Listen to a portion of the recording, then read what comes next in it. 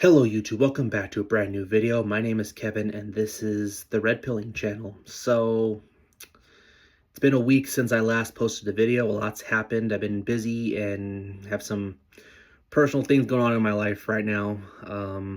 So I, um, so yeah, there's lots happened, both politically and well, just in my personal life right now. And so, but I did want to come to you guys, inform you guys about the latest topic in the news in regards to if the United States should join Israel in a war with Iran, getting involved if a potential war were to spark.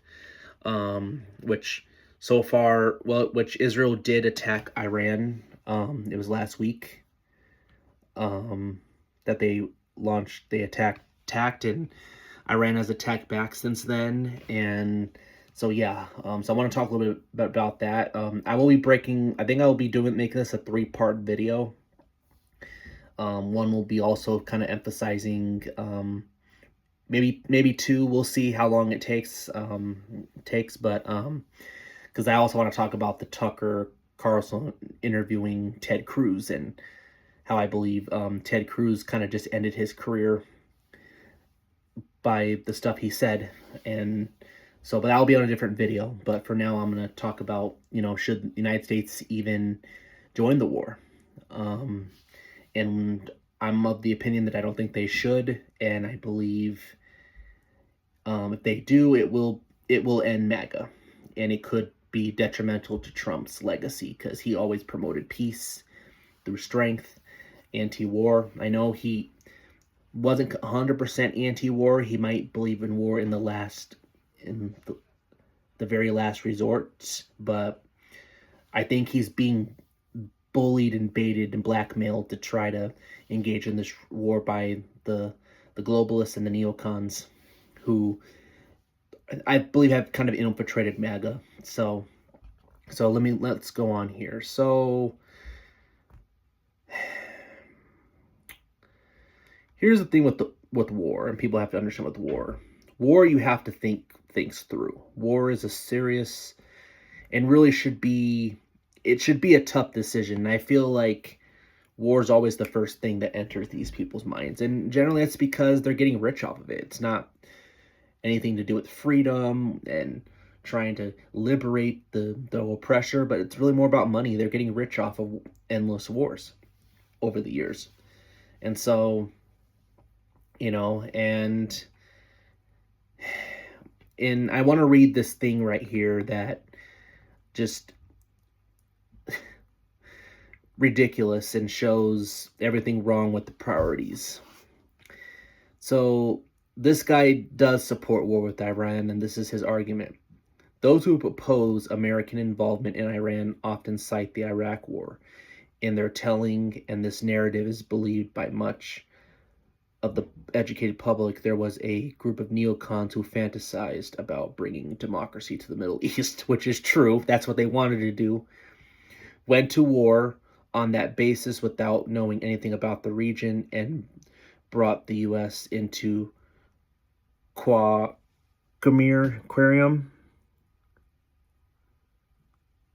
As I explained in my first book, this story isn't true. The people in American government who pushed for war with Iraq were before Saddam was deposed.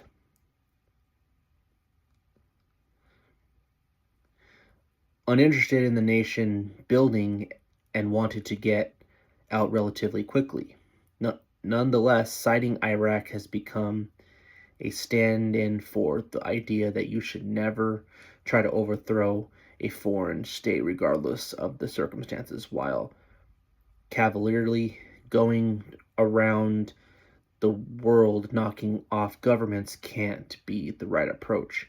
The idea that existing regimes should continue forever no matter how brutal their own people and threatening the world also cannot be the answer. Such a rule would never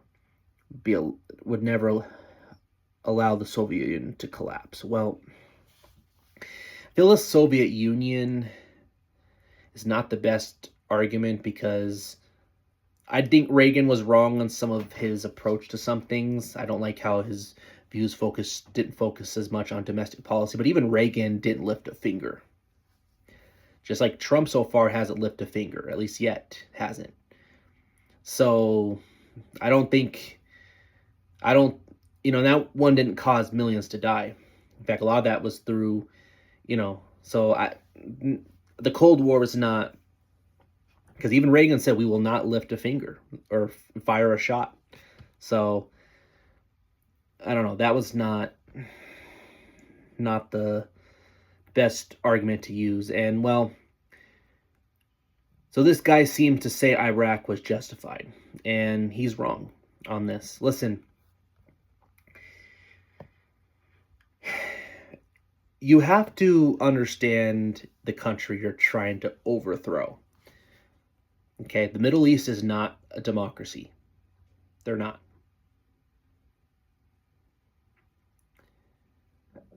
They're not. It's not a democracy. And they never will embrace democracy. Their whole Sharia law that they have up there and everything is totally anti-democracy. It's Muslim. It's theocracy. It's oppression. It's not. It's not. They're not pro-democracy, and they never will be culturally. And you're trying to force a nation to embrace something they will never do. And neoconservatism is all about trying to change the world into your own image, and their image is we can make America, any country in America, like an American democracy where everything runs free. And well, it hasn't happened. It hasn't worked.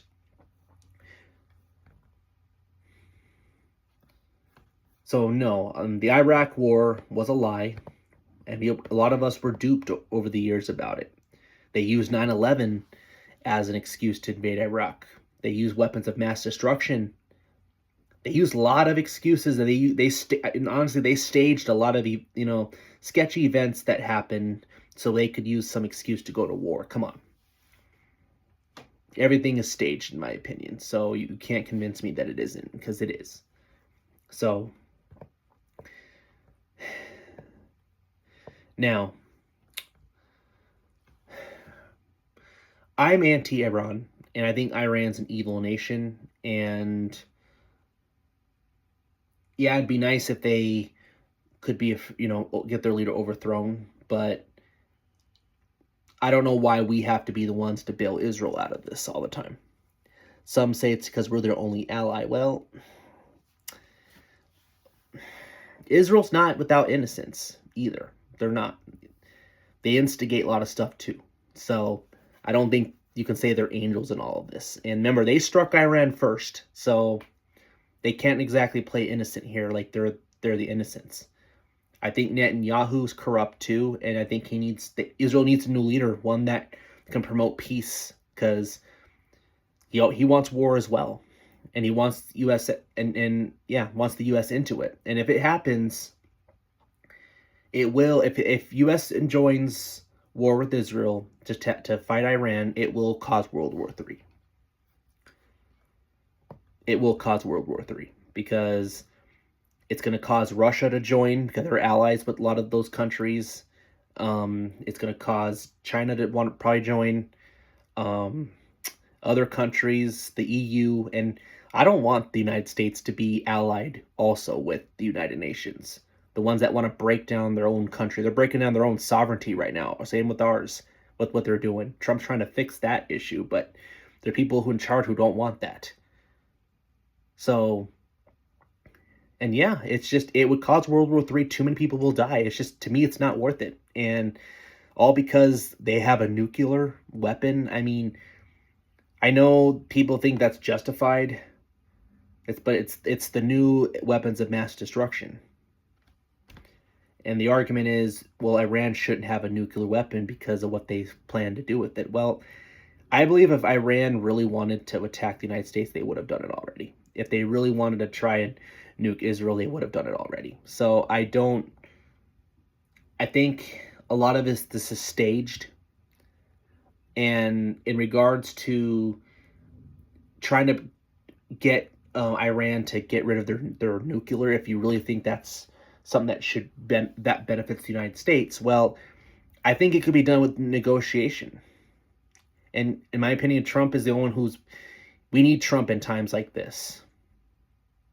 So, and I think Trump, a lot of people don't like the language he's using, but I think he's doing this to try to get Iran to the negotiation table. So I'm trying to give Trump a chance on this issue and just kind of wait and see before we before we abandon our support from him because of him. But this could damage his legacy because he promised no war, that there was not going to be any war. So, and the problem is he said that he would not join the war unless we were to be attacked. And see, here's the thing with that. I think they're trying to bait Trump. They're trying to blame Iran for trying to kill him, and I don't believe that for a second. I think we all know who tried to kill Trump, and Iran's just their scapegoat. So I really would reconsider that line that they try to capture. Oh, they killed Iran. They're trying to make him angry so Trump would have vengeance, and he would try to start a war without even thinking, because that's what they want. So they're trying to bait him, and the neocons, I think, are trying to bully him into doing that. They want a war. So I don't think right now, I think the war, if you're going to go to war, it has to be their last resort. And I just don't, all that I'm seeing, I feel like this is all staged, and their first thing all the time is always strike them. And that's the problem. Why? So no, I don't think we should go to war with Iran. And, some people say, there's a lot of divide on this. The pro-Israel crowd is out, and, it's one thing to believe in Israel as an ally, but I think Trump is kind of weak on this issue. And I feel like sometimes I feel he shills for Israel endlessly sometimes. And for some people, it feels like it's America first unless it's Israel. And it's like, what? Why just Israel? Why is everything evolved around Israel? That's just something I want to know. So as for Israel, since they believe it's a threat to them, because they believe Iran's trying to nuke them, well, and I know that Iran said things to us for us, why people think that's justified because of what they promised to do with it. But if Israel really thinks it's worth doing, then fine. Then, you have to do what's best for the interest of your country, but don't always expect us to always drag into it every time you want to strike first, because you lose credibility. And from what I'm seeing too, doesn't seem Netanyahu necessarily wants peace either. He seems like he wants war too, which is why I think they need a more peace type of candidate. And he's not popular in Israel either. Israel does not like him. So Fox News tries to make him, oh, he's so great. Not really. So I don't know. It's a big divide, and I think what you're seeing is you have the non-interventionists versus the isolationalists, which they just want to stay out of everything. They don't want to be involved in anything, which is kind of more to the right of non-intervention.